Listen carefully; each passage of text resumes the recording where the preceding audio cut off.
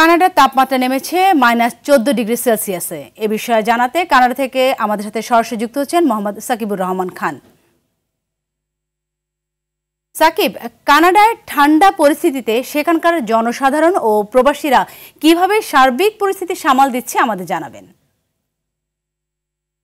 আপনাকে অসংখ্য ধন্যবাদ। তো কানাডাতে আসলে এই -14 এটা নতুন কিছু না, এটা কানাডার জন্য একটি খুব স্বাভাবিক ঘটনা।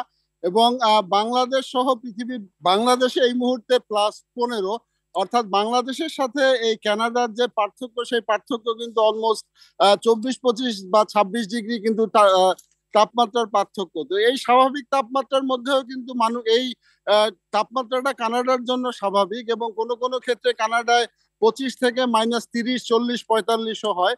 তো এর মধ্যে দিয়েই কিন্তু মানুষের জীবন ঠিকঠাক মতো চলছে, এবং মানুষ কাজ করছে, এবং অফিসগুলি চলছে, অফিস আদালত চলছে।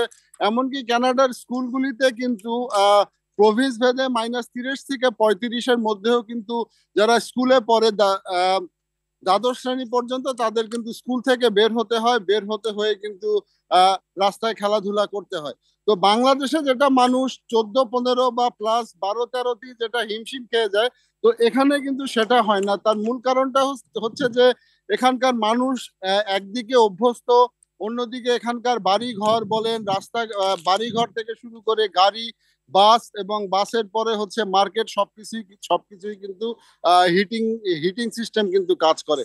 তো এর ফলে, এই অভ্যস্ততার ফলে কিন্তু কানাডার এই -14, আজকে আমি যেখানে দাঁড়িয়ে রয়েছি সেখানে -14।